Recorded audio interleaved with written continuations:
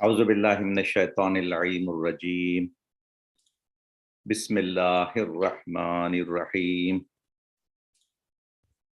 آج میں آپ کی خدمات میں سورہ احزاب کی جو 33واں سورہ ہے اس کی وہی دو آیات پڑھنا چاہتا ہوں، ایک آج کے ٹاپک کے لحاظ سے اور ایک اس کی فالو اپ جو اس کا شاید اسی کا جواب بھی ہے اسی میں۔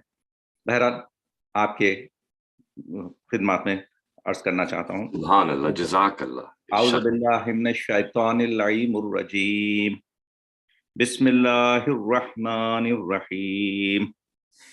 ان المسلمین والمسلمات والمؤمنین والمؤمنات والقانتین والقانتات والصدیقین والصادقات والصابرین والصابرات والخاشعین والخاشعات والمتصدقین والمتصدقات والصائمین والصائمات والحافظین فروجہم والحافظات والذاکرین اللہ کثیرا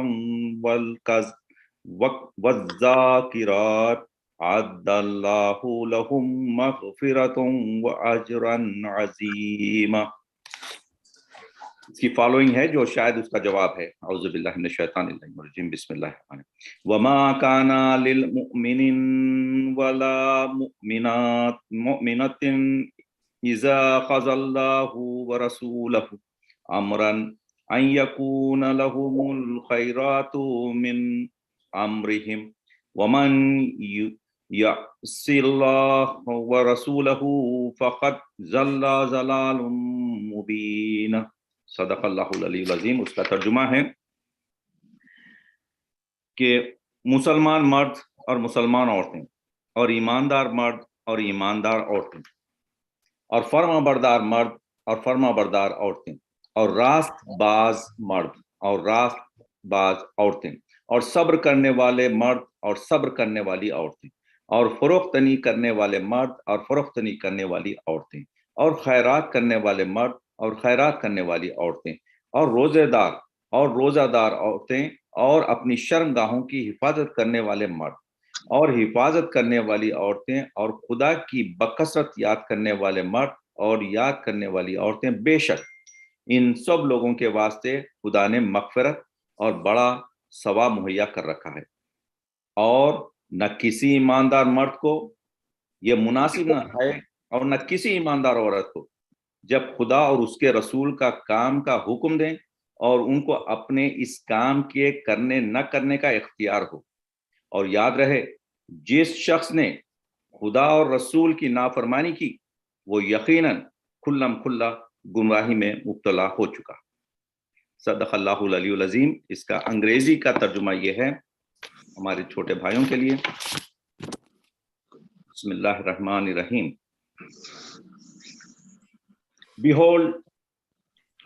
Behold, men who surrender to Allah, and women who surrender, and men who believe, and women who believe, and the men who obey, and the women who obey, and the men who speak the truth, and women who speak the truth, and the men who persevere in righteousness, and women who pursue, and men who are humble, and women who are humble, and men who give alms, and women who give alms, and men who fast, and women who fast, and men who guard their modesty, and women who guard their modesty, and men who remember Allah much, and women who remember.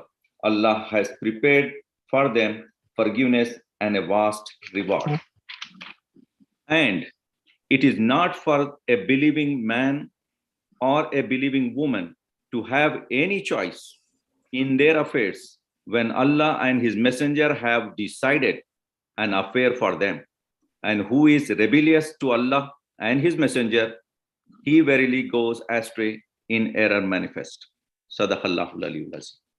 صلی اللہ محمد محمد جزاک اللہ کمر عابدی۔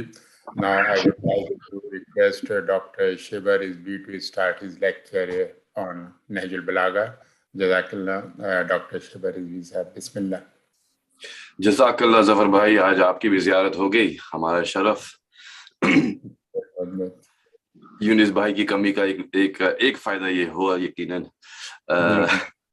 हुजूर वो share screen enable कर दीजिएगा, क्योंकि I will share my screen from where I will be taking the sermon इंशाल्लाह।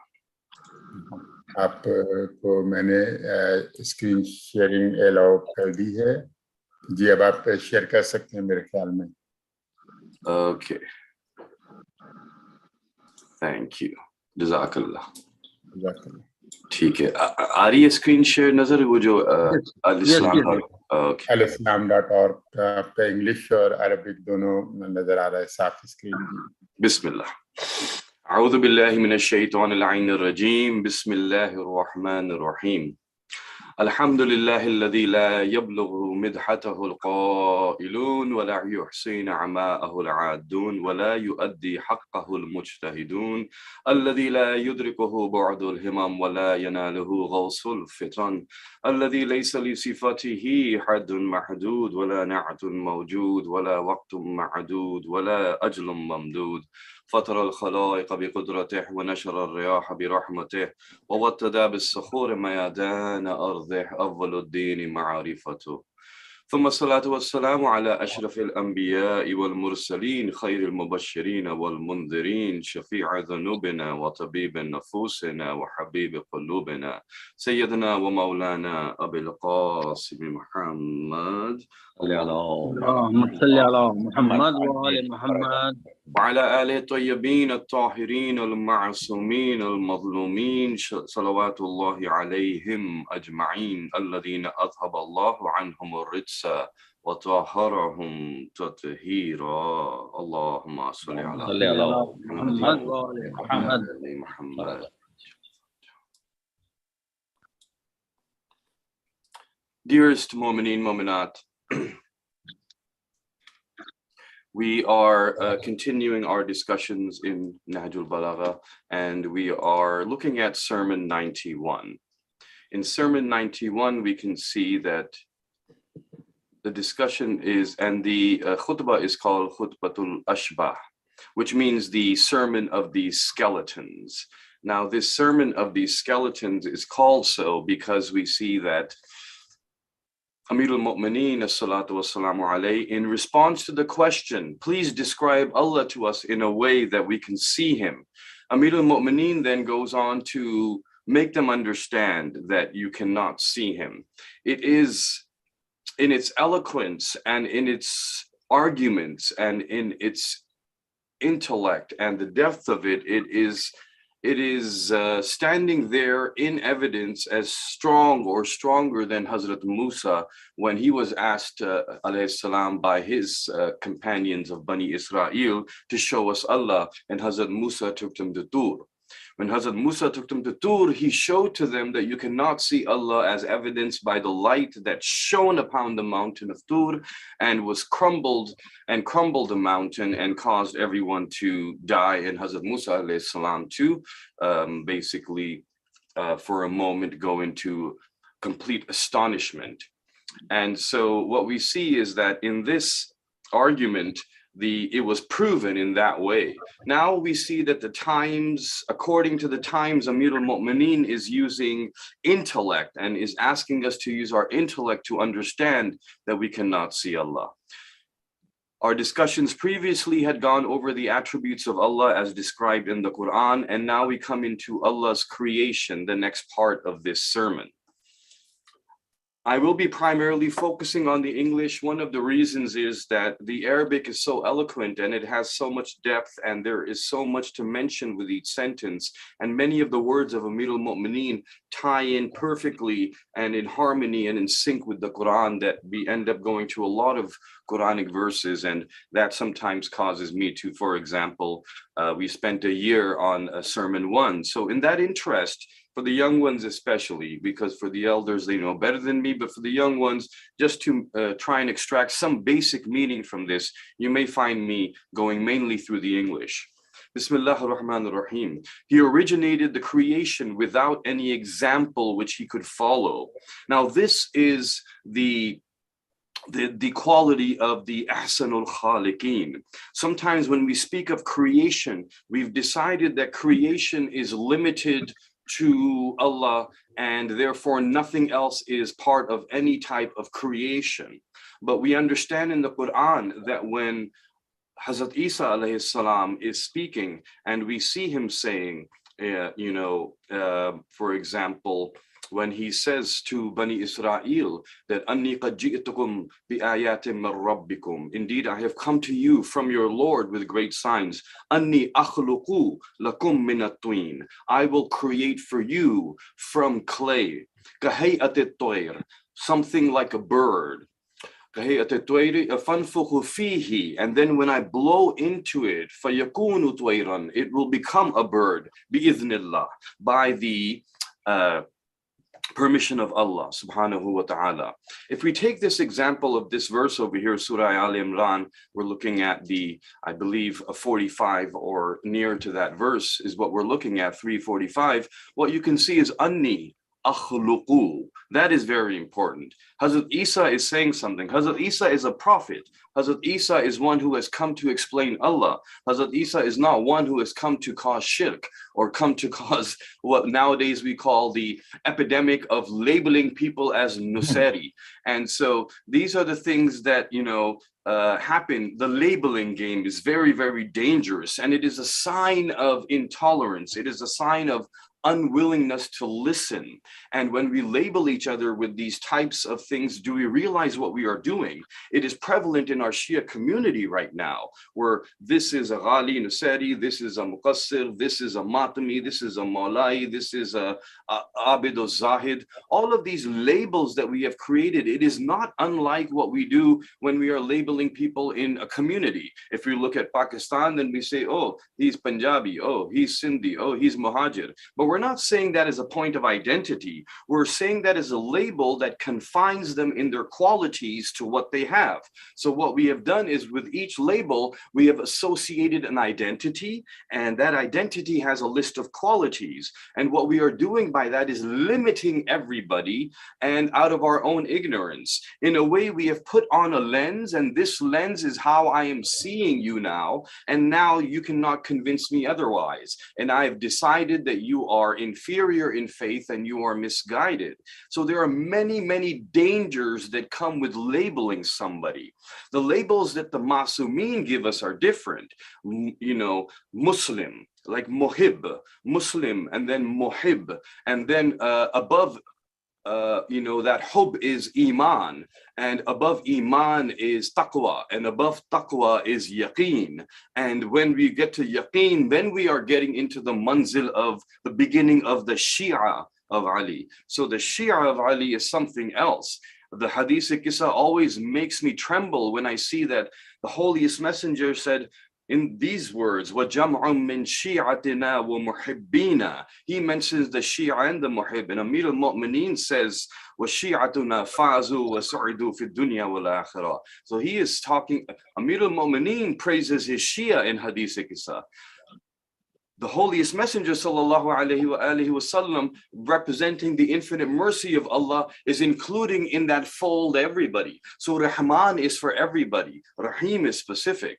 Amir al-Mu'mineen is a manifestation of that Rahimi, and therefore when he is manifesting Rahim, it is specifically for his Shia, and it is a status that is hard to understand. We should try and achieve these statuses, but these labels that we give, what do we do? And what is the label over here? The label over here is that, Hazrat Isa, how would you label him now? Would you label him as he is doing shirk, na'uzubillah? Because he is saying, Anni akhluqu. Indeed, I will create. He's not saying Allah will create and he will create for me. He's saying, I'm going to create for you. And it's not even that Hazrat Isa is creating to maintain the balance of the universe. Hazrat Isa is creating because there is a deficiency in the creation of Allah, and in the perfect harmony, there's not enough birds. So Hazrat Isa needs to create more birds now. Hazrat Isa is creating so that his Hawareen, so that his Bani Israel, so that the people who are following him can see him creating. And by seeing him creating, they will believe in Allah. So to do something that is only for Allah to do, as a principle, and to show that that can be a way to believe in Allah, this verse is telling us that.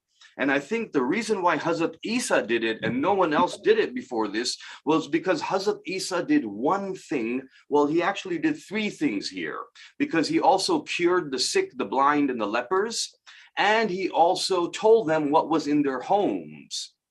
And so, you know, he says all of that. He says, I will cure these. And I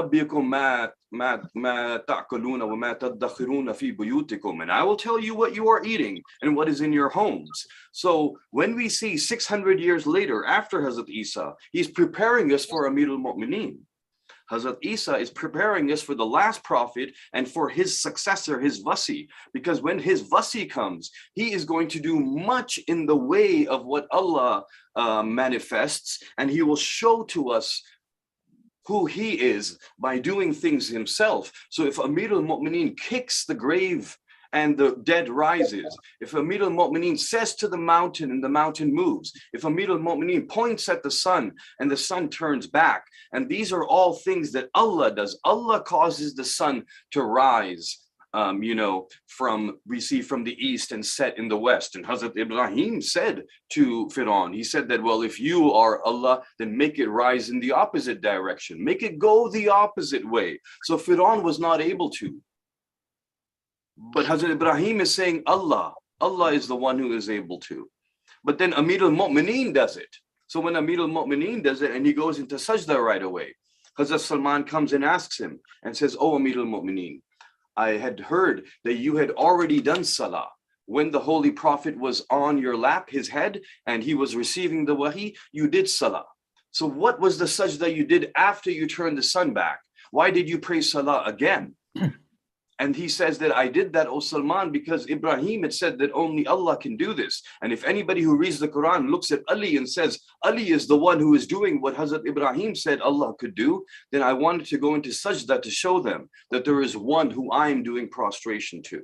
And he is the one who is the true giver of power. And it is he who gave Imam Ali this power. So what we see here is that creation, originating creation, is the actual attribute of Allah, originating it. That means when there is nothing. What did Hazrat Isa do? Anni akhluqu lakum min at-tin. He took the clay, and from that clay he molded it. Then he blew the spirit. But where did the clay come from?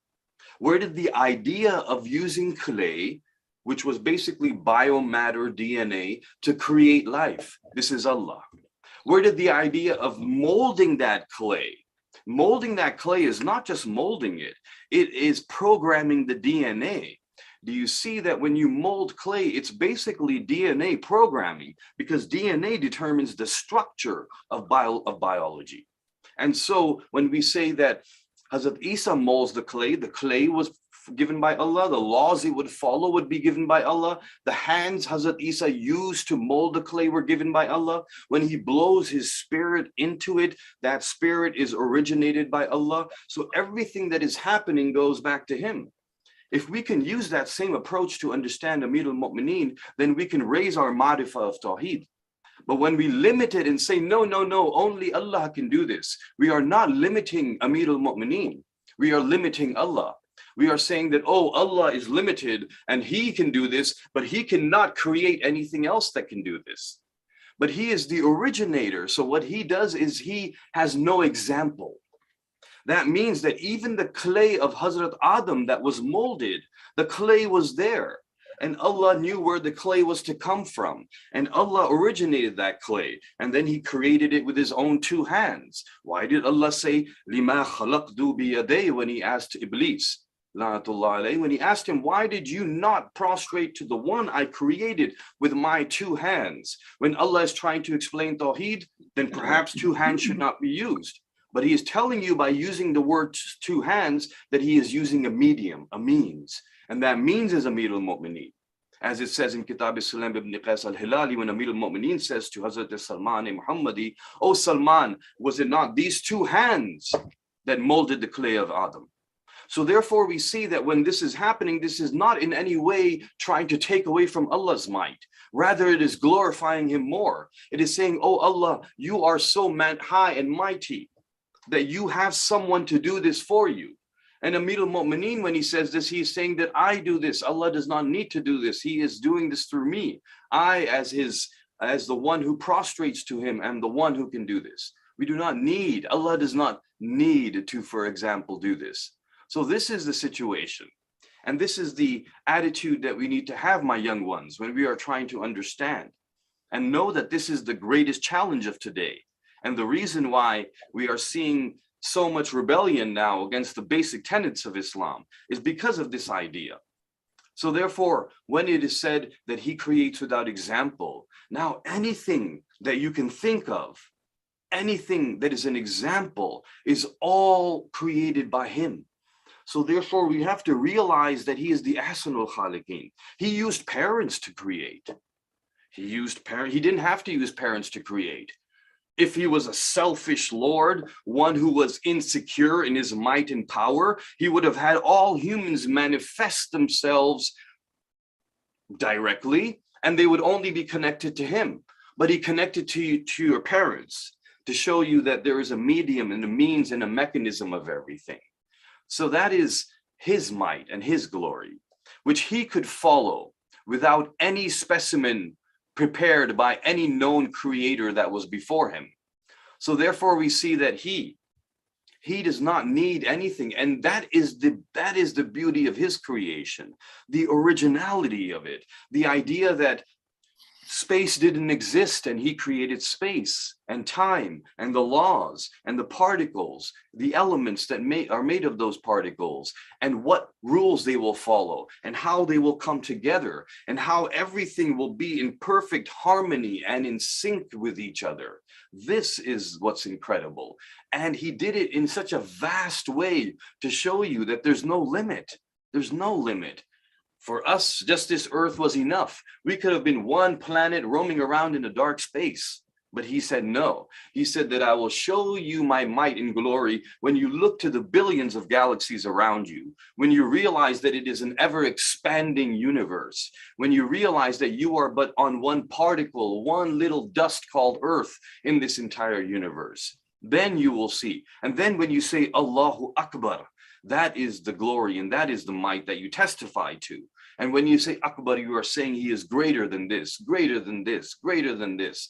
So therefore, when we are saying he is greater, how many things is he greater than? Oh, my young ones, when you read your tasbih after your salah, and you say, every time you say Allahu Akbar, is it just a word on your mind? Is it just a word on your lips? And just simply something that you are saying on autopilot, and something that is Allahu Akbar, something that we're just going to blur through? Or does every time you say Allahu Akbar cause you to think of something that he is greater than? So if you have 34 times you have to say it, you should have 34 things that he is greater than. Otherwise, it means nothing to us. Allahu Akbar in itself means nothing because it is comparative, superlative. We need to have something that he is greater than. And that something should be able to come in our mind so that we can say he is greater than this and he is above that which is in our mind. So therefore, every time you say it, his greatness will increase. And know that there is nothing that you will say in your mind and with your lips that will be greater than the 14 Masumina salatu wassalamu alayhi. Nothing will be greater than the holiest messenger and his wasi. So when you think of them and you say Allah is greater than them, then what you are doing is you are now saying Allahu Akbar the way he wants you to say it. And the higher their status is in your mind, the more glorified he is. So he has created a means to glorify him. And it's incredible because he cannot come in our mind, yet we can still praise him and glorify him by understanding the status of the 14 Masumin. He showed us the realm of his might and such wonders which speak of his wisdom. So everything around us is speaking of his wisdom. but we simply have to listen. The confession of the created things that their existence owes itself to him. Every creation confesses that indeed we owe ourselves to him, and has been furnished without knowing him. So there's no excuse against it. Everybody deep down knows this. They know this. Understand that when you are aware of something and there is a guilty conscience in your mind, then you tend to overcompensate in your speech. The speech of the atheist, overcompensating, always trying very hard to disprove that Allah exists. The speech of the atheist that's constant. We said there are things that are there, or things that are mentioned that we know do not exist, but nobody bothers with it. Nobody bothers. Santa Claus is not real. Everybody knows that. But every year we don't see a group of people chanting slogans and going to seminars and saying, Santa Claus is not real. Why are you doing this? Why are you putting these false thoughts in children? Why are you misguiding them? Why are you going about doing this and that? I don't see any scientists talking about it. But I see the world's top evolutionary biologists giving seminars in hundreds of countries and being invited for thousands of people, and just to talk about there is no Allah. When we look at that, this type of situation, then what is that? The earth is flat. That's what some people say. There's a group of people who believe the earth is flat. How many people do you see holding seminars to prove the earth is round? Because when we know things are true, we don't bother disclaiming them all the time. We don't. We just laugh it off. But this matter is discussed so seriously, and all the scientific community's data that is collected is presented in a twisted way just to prove that Allah does not exist. Why? Because deep down inside, everyone is confessing. Their constant efforts to disprove is a confession that there is something that they are trying to disprove, and that something it is in everybody's hearts. That's why they have so much motivation to disprove it. He has, it owes to itself to him, and he has made us realize that argument furnished about him, there is no excuse against it. The signs of his creative power and the standard of his wisdom are fixed in the wonderful things he has created. So therefore, this is how Amir al-Mu'mineen sees it. He sees that everything is manifesting Allah. And he said in those beautiful words, I have not seen any shay in which anything in which Allah is not, I do not see him inside, outside, above, below, and on all four sides, all around. That is what he sees. But it is seen with this. So Allah is showing himself to us, revealing himself to us in every particle of the universe, if we would but see. Whatever he has created is an argument in his favor. Everything around us proves Allah and guides towards him. This is incredible. This is incredible. It guides towards him. Allah in his infinite mercy made all of creation a guide towards him, but he also gave you the ultimate guide, your Imam, Ajjallahu Farajahum. He always has a hadi. He always has a guide who is present upon the earth, without which the earth would not be functioning, without which the earth would not turn, and it would crumble, and all existence would cease to exist. So therefore, he has a central guide, but every particle around us is guiding towards him.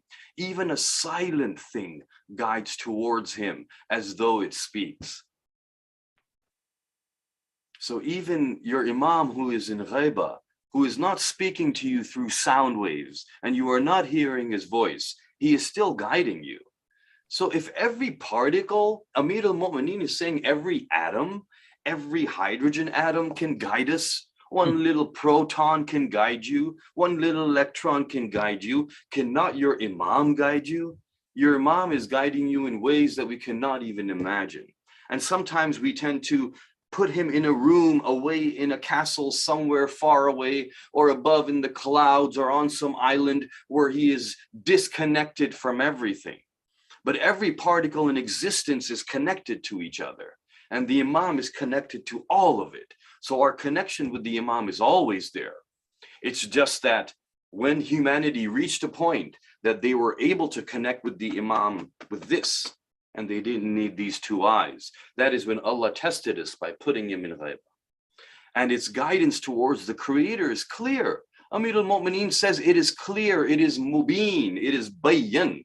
And who is saying this? The one who is Imam Mubin, the one who is the clearest himself, the clear guide to Allah. There is no one who is a bigger clear guide to Allah. When you are traveling the roads and you need signs, and those signs tell you where your destination is, Amir al-Mu'mineen is the ultimate sign. He is not, you don't have to wait for it. When I'm driving on the road, sometimes there's a truck in front of me and I can't see the highway exit sign, and I don't know if this is the exit or not. And then I start slowing down because if I miss it, I won't see it because it's being blocked by the truck.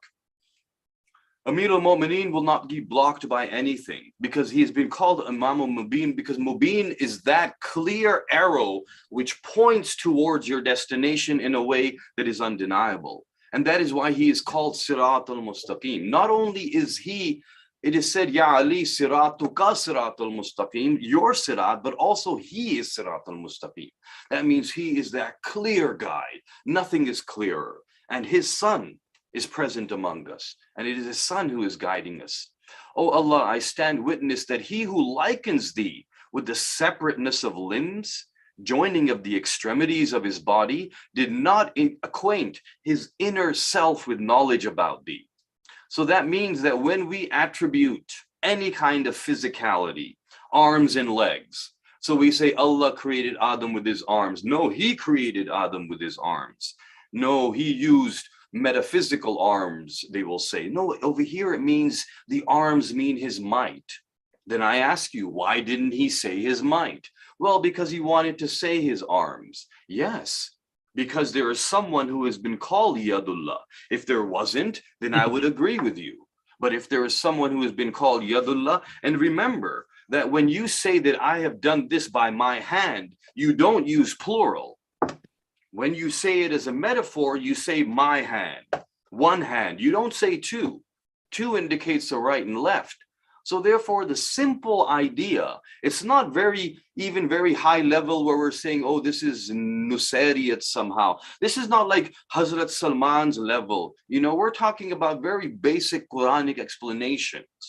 And, you know, Hazrat Salman's level was such that it is said in the hadith that Hazrat Abu Zar was at level 9, Hazrat Salman was at level 10.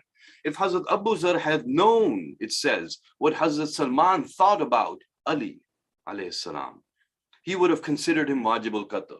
What does this mean? This means that what Hazrat Abu Zar's concept is of Amir al-Mu'mineen is very different from what Hazrat Salman's is. What does that mean? That means that the idea of what Hazrat Abu Zar has of Allah is somewhere what Hazrat Salman has of Amir al-Mu'mineen, and Allah is higher in that status in Hazrat Salman's mind.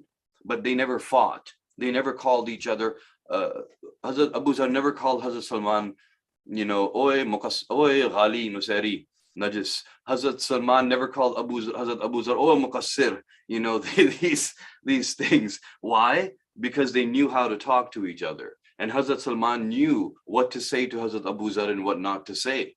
So that hadith is there for us. Otherwise, there was no need to open up the levels of the companions. That is between them and Amir al-Mu'mineen. That is between them and Allah. It's none of my business. But they had to open it up because of what's happening today, so that we would see today that we need to speak to people according to their intellect. So I'm not speaking of some very high level of ma'rifah here in what I'm saying about Amir al-Mu'mineen. This is simply what has been said in the Quran. This is simply what has been said in sermons. This is something that's been said in riwayat. So the idea of limbs, you know, acquainting them to him, that's what happens. Then we see in Bukhari where it's saying that he will put his leg into Jahannam. That's the idea, right? This is where it leads to. It leads to putting Allah into his creation. So therefore, he created arms and legs, and we're now imagining him through that. So what we're doing is we're creating our own Allah, and we are insulting him in that sense. And his heart did not secure conviction to the effect that there is no partner for thee. It is as though he had not heard the wrongful followers. In Surah Shura, it says that by Allah, we were certainly in manifest error when we equaled you with the Lord of the worlds. So equaling anybody with Allah even something in your mind with Allah. Anything in your mind, you equate that with Allah, you think Allah is in your mind. Now what have I done? I've basically done shirk. They are wrong who liken thee to idols and dress thee with the apparel of creatures. So the apparel here is not just clothing, but all the qualities of the creatures by their imagination. Attribute to the parts of the body. So we cannot use our imagination to reach Allah. Allah created our imagination, and our imagination is based on our senses, and our senses are based upon the world around us that was created by Him.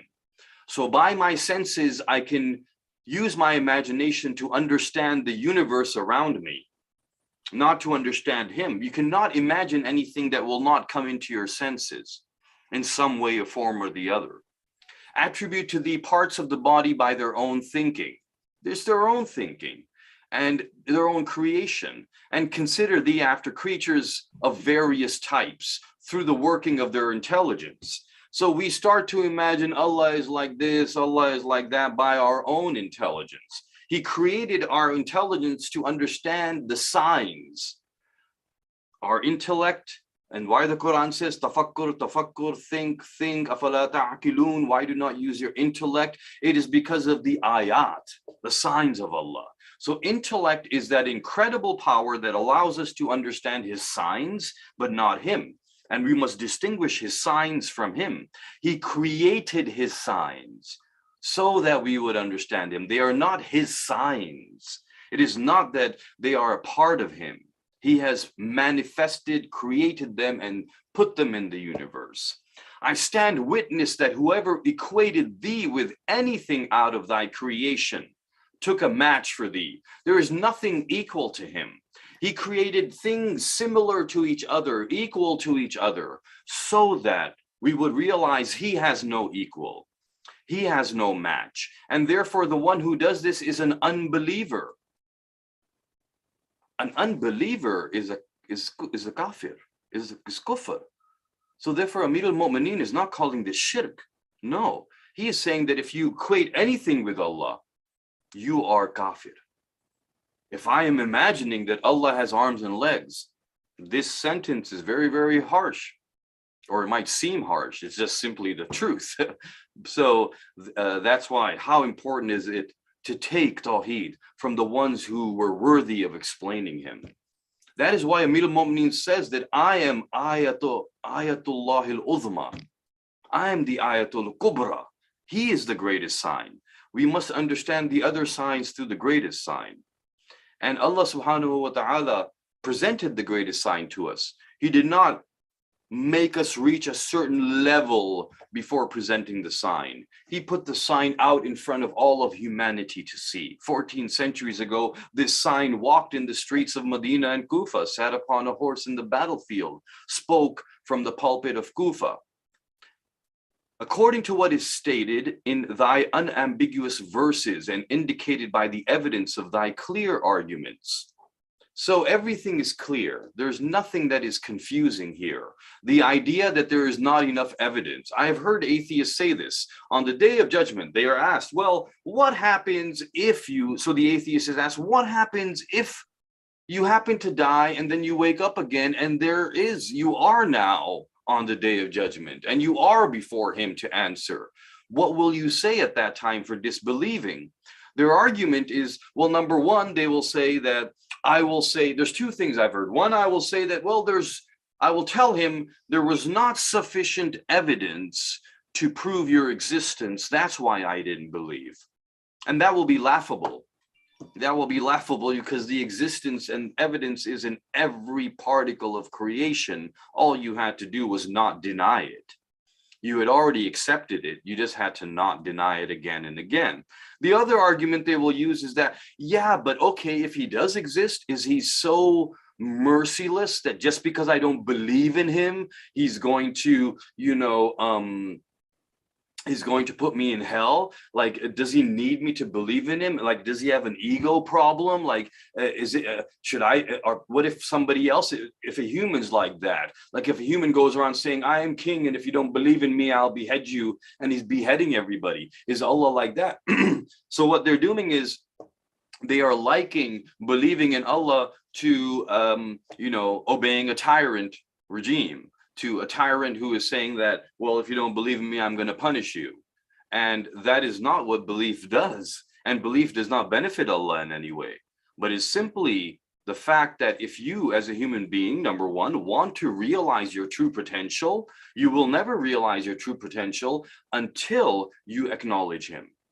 And number two, when you acknowledge him, what that does is that puts you into a system where everyone is subservient to him, and then you live with each other in harmony.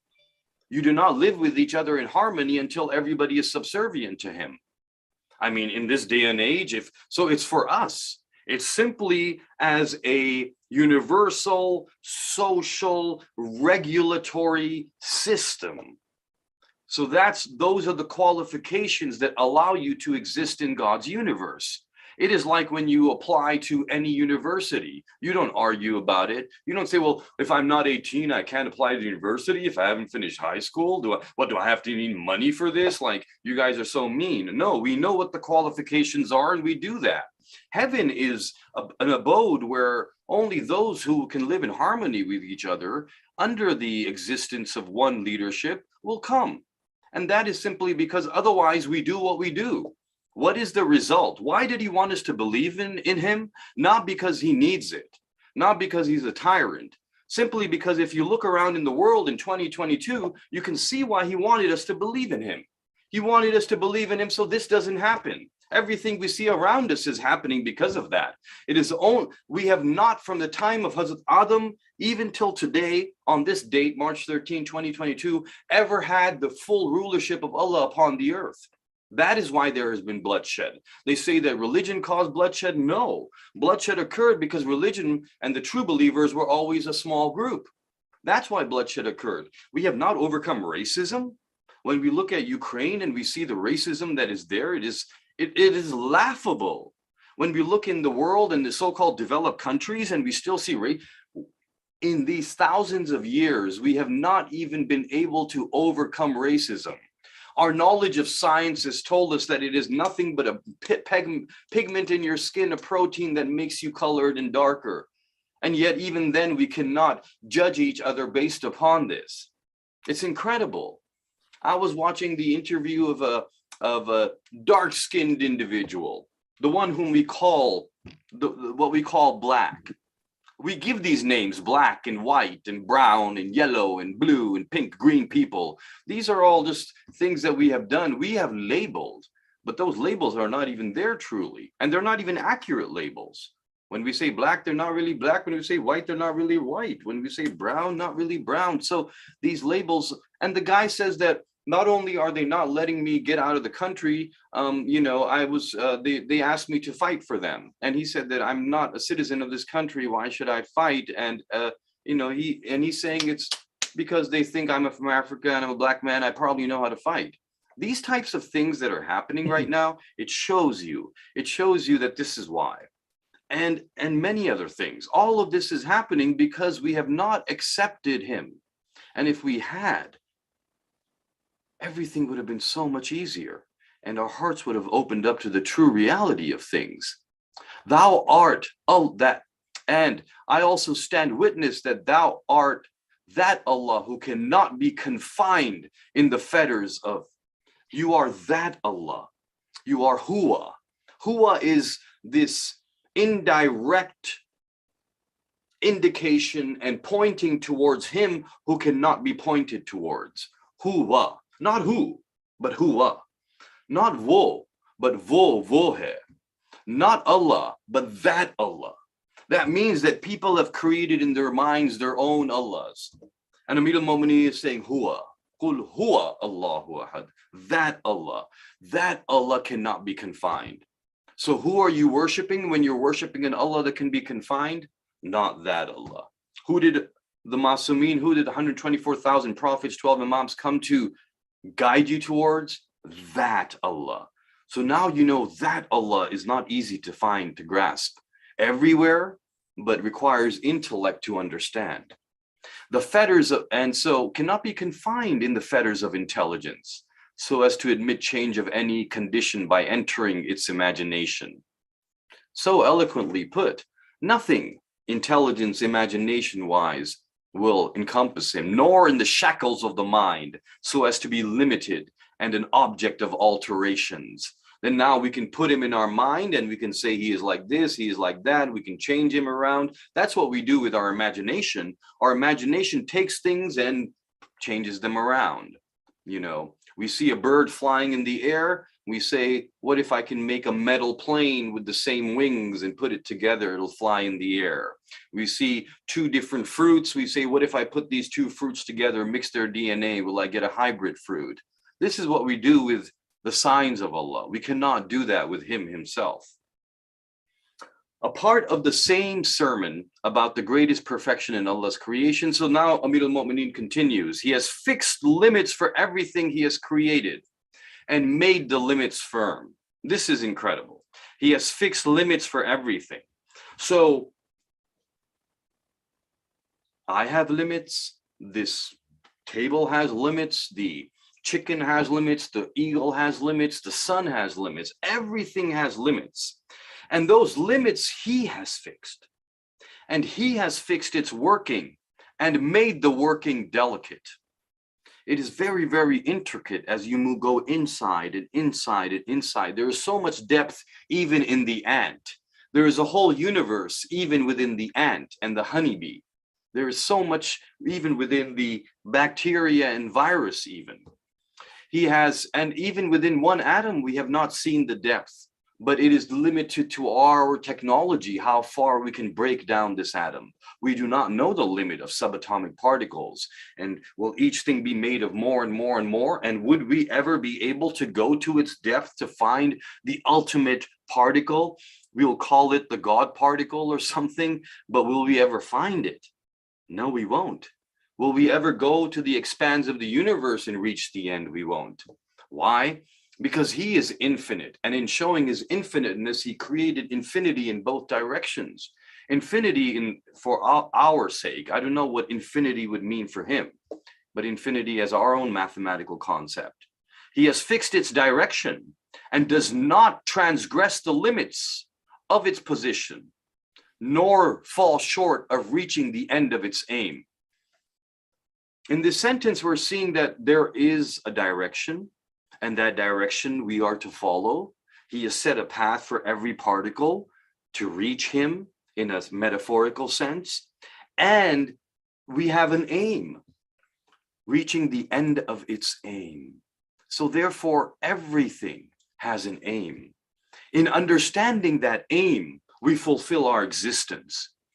How do we understand that aim? We acknowledge his creating us. When I acknowledge he created me, I am thereby coming to understand and seeing my own aim, my goal, my target.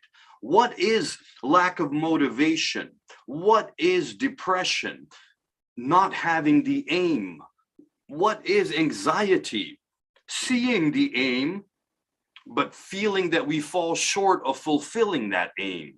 Therefore, we cure these things by understanding that he created me, so he gave me an aim, so I should not go into depression because I do have an objective in front of me. I should not go into anxiety because if he created me for this aim, then I am capable of fulfilling it. I do have the strength for fulfilling it because he put that aim in me when he made me a human. He created me a human. Therefore, he thought me worthy of giving the tests of a human being. He did not create me as a tree. It did not disobey when it was commanded to move at his will. So everything that obeyed him, but humans, because humans were given free will, and his will. Now, he gave us something that would be able to not obey his will. To create a universe where everything obeys your will is something else. I cannot understand the might, power, the security of position, the the wanting to test creation, the idea of elevating us in our status just by giving us something that allows us to disobey him. Because he created that will and put it in us and said, there you go. Now you can disobey me if you want to. I, Allah, whom everything worships, everything praises, everything bows to, everything follows, everything obeys. The sun is moving in micrometers exactly as he commanded. O humans, I will give you the ability to disobey me as much as you want.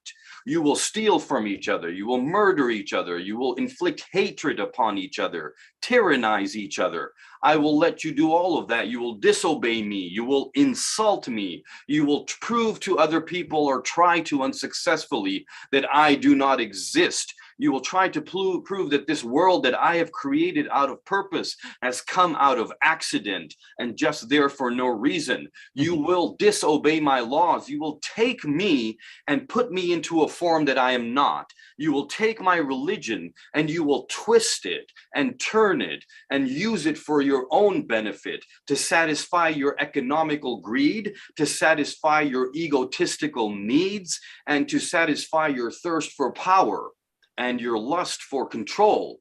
You, because I gave you the control that allows you to disobey me, now you think you have the control that you can implement upon things around you. And not only will you be misguided in what you are doing, you will also misguide other people. 124,000 he sends to guide people, and now we have 124 million or more prophets who are misguiding. People who are taking in the wrong direction. And how could it do so when all matters are governed by his will? But he allowed it. He is the producer of varieties of things without exercise of imagination. He doesn't have imagination. We try to put our emotions on him, our imagination on him. He created imagination. He created emotion. He created ego. He created tyranny. So when we see these things, we shouldn't try and attribute him to some evil tyrant in the world. That is some of the worst things that atheists do to themselves. He is untouchable in his might and glory. And that is why. And so when we are looking at this,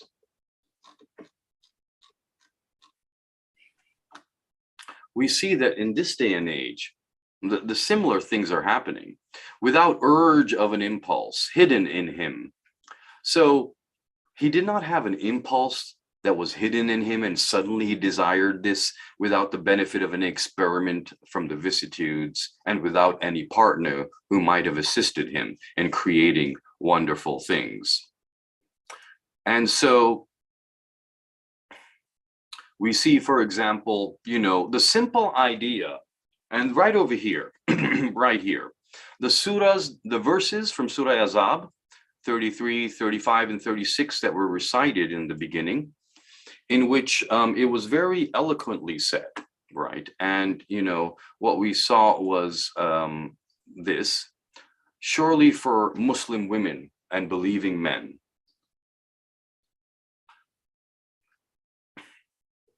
men and women, devout men and women, truthful men and women, patient men and women, humble men and women, and so on.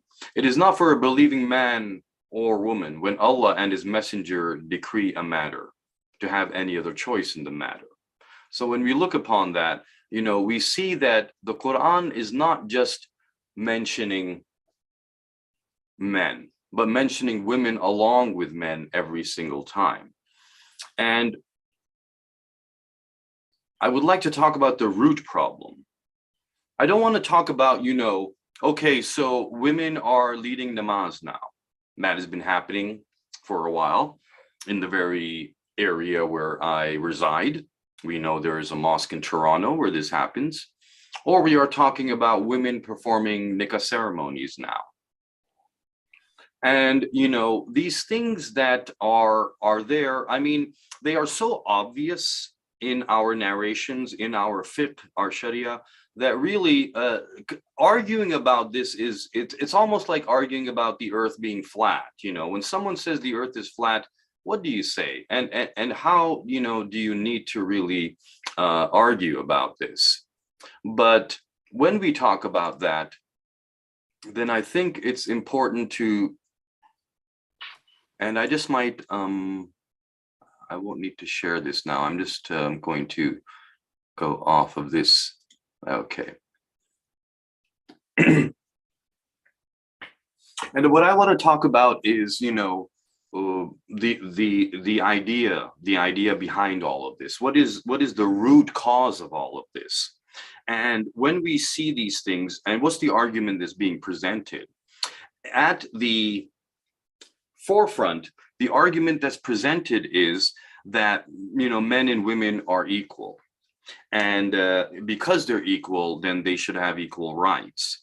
And this is stemming from, you know, this idea that what they are doing, I want to do. This is the basics of it in psychology. You know, I was talking to some people who were, I mean, like, for example, I've been asked this question, you know, a few times in different cities, where someone might say something like, you know, my daughter, you know, asks me, why is it that I have to cover my arms?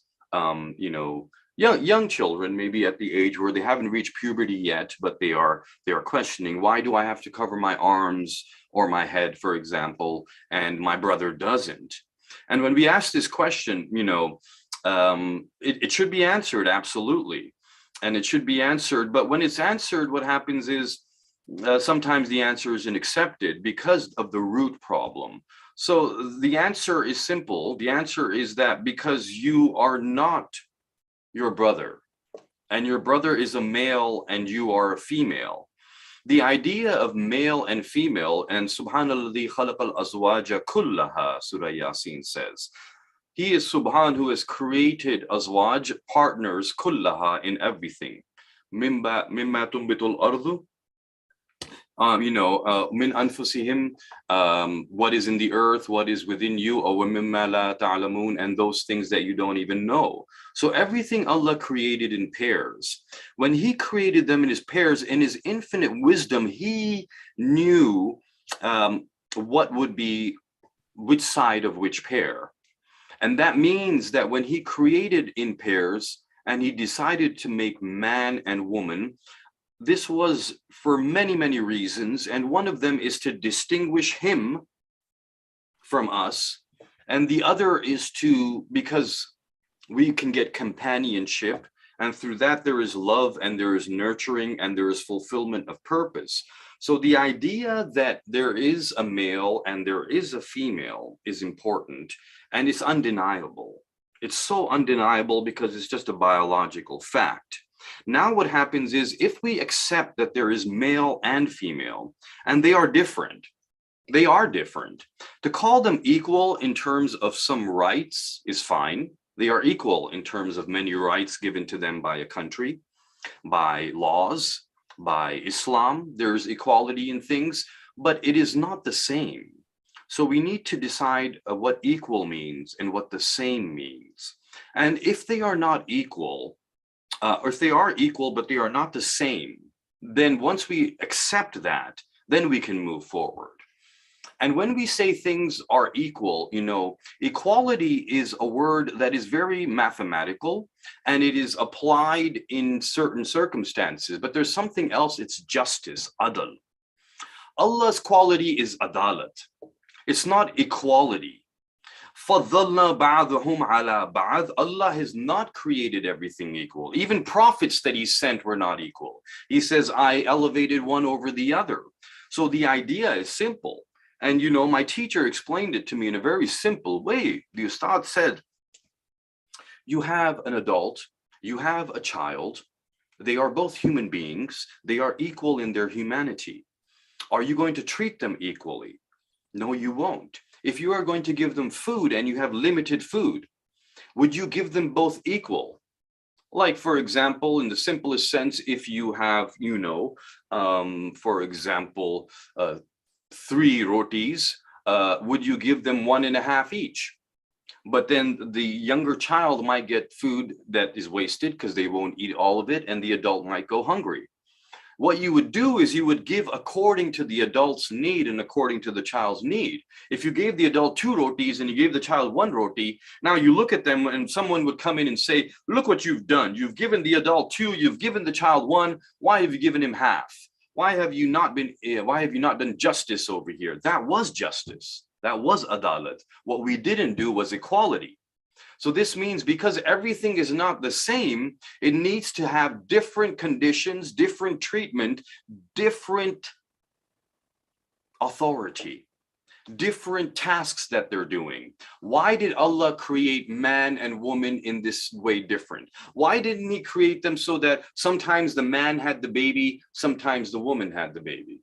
Sometimes the man, was taking care of a lot of those duties that we often see ladies taking care of, and sometimes it was the lady. No, instead what we see is the definite difference that comes in is psychological. There is psychological difference, and these things are proven by psychologists through statistics. It's not something that, is maybe something that is revolutionary, or what are you saying? No, there is a psychological difference between men and women. There is a physiological, biological difference. There's a difference in musculature and upper arm strength. There's a difference in reproductive organs. There's a difference in DNA. The most so-called advanced societies that promote equality in men and women and sameness in men and women and label Islam for treating them differently. Look at them when they are going about at their most, some of their most rebellious circumstances. Some of the most rebellious things that humans do is when they basically unclothe themselves down to the bare minimum and they all frolic around the beach. I ask you this, at a beach where there will be people in their swimming suits or whatever they want to call them, why are men and women dressed differently? Why is the swimming suit for the male different from? This is a weird, crude example, but this is just something that is undeniable. When you see them there going, why are they? Well, they will say because they have different body parts to cover. Okay, so you have different body parts to cover, so that means you're different. So it's undeniable in the difference.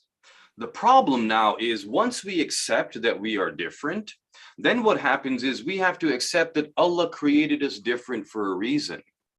And if Allah made me a man, a male, and he instilled upon me certain rights, now I have to earn and support my family. My wife doesn't. If she does, maybe that's an added bonus, but she doesn't have to. It's my responsibility. I have to take care of my parents as when they are incapable of. I have to take care of my children. All of these things that I have to do have been incumbent upon me because the way he created me and created my aims and my goals. So there is this side. Once I accept my creation and that these are my aims and my goals, and this is what I have to fulfill. Now, if I am not willing to do those things, then I am rebelling against him.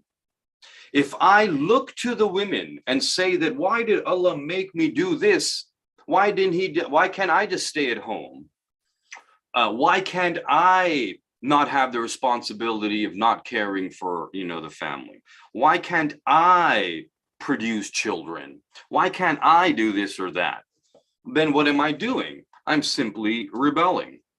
Now, if a female with her creation and her authority and her goals, which is very, very important, is to, now we see, take care of, be the pillar of society, the pillar of their home, the one who will nurture the offspring, the one who will guide them, becomes the one who is manifesting the mercy of Allah. So both parents manifest that mercy in their own roles. But when we're saying, oh, why can't I be like this? Why can't I be like that? This is direct denial of our creation by the Creator and a rebellion against what limits or what authority he put upon us. He put limits on everybody. He put different rights and rules and authority upon everybody. So now It's not about let's interpret the Quran in the way that we want to. He sent 124,000 prophets. None of the prophets mentioned were female. And there's reasons for that. It's society reasons. The society is such. Not that females are not capable of propagating religion. Not that females are not capable of in-depth understanding. Not that females are not capable of doing that. We see that happening. You see the Holy Prophet sallallahu alaihi wasallam's daughter teaching.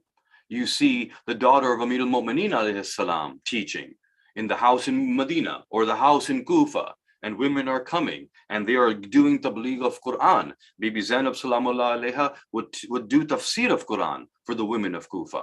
So these things are historically noted to show us that indeed Karbala, we know, was not possible without the role of the female, the propagation of religion in that sense. But what we see is that when did it happen?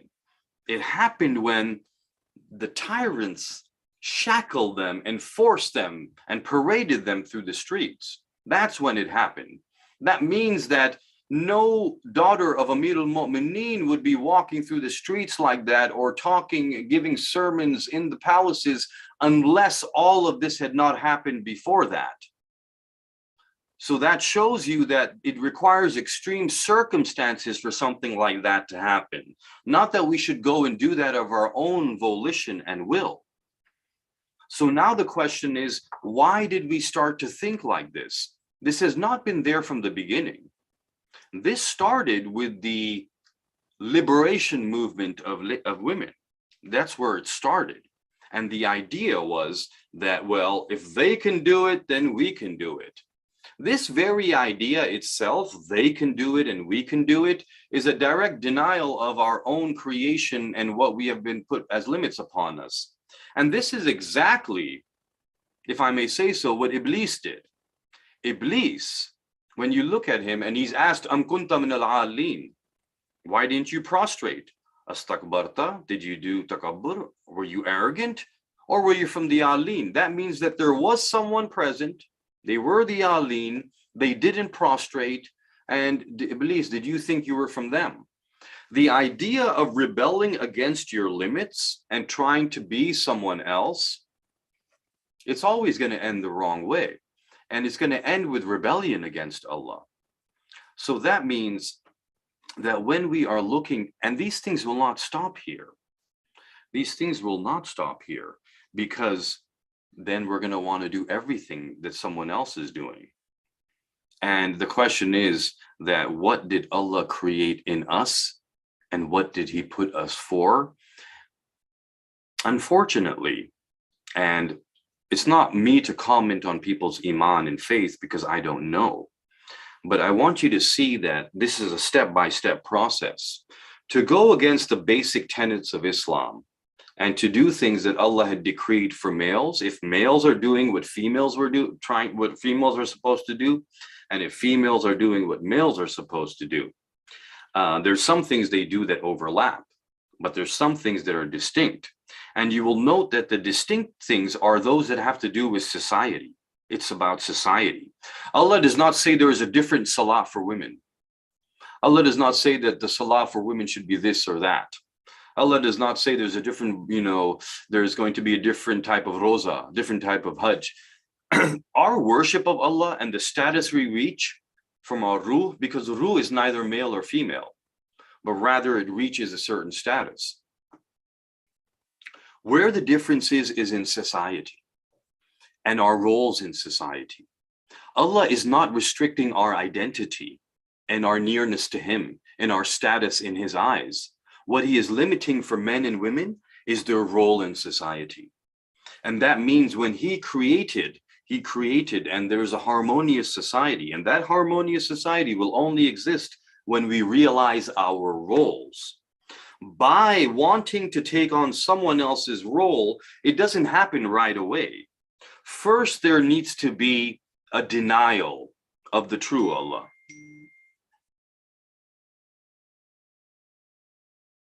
Then there needs to be, there's infinite arguments about male and female, and those arguments are presented. I want to talk about the spirituality of it.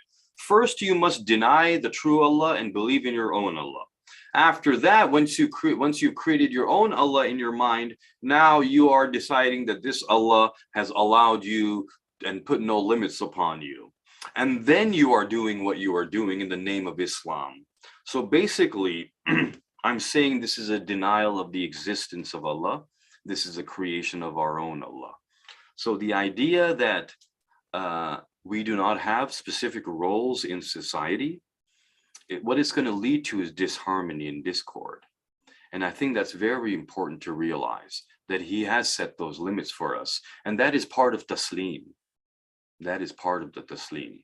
And let me tell you that it is media and, you know, the idea that they can take what is not necessarily glamorous and glamorize it. So look at men, they're out there, you know, it started with, oh, look, they got jobs and they're out there working and they're doing this and they're doing that. Why shouldn't you be doing this and that? Just simply the idea that, look at these people, what they're doing is so amazing, and look, you should do it too. It's not really that amazing. And it never was. But it was the idea that what they're doing is better. And psychologically, that means that it undermined your own self-esteem as a male or a female. If a female is being shown that, look, what's happening there is awesome and you are nothing, you are basically eliminating their identity and saying that you are not worthy until you do what they do. And if it's the males the opposite way, you're saying you are useless until you do what they do. And the idea that what Allah created you for is not there, this is the problem. I know that what I said was kind of abstract. Perhaps it was thought that I would prove that males and females are, you know, what's the biological difference, what's the physiological difference, and so on. But those arguments are all out there. But I wanted to talk about it in link to our topic, which is that Amir al-Mu'mineen says that Allah has created everything for an aim, and he has put limits upon it.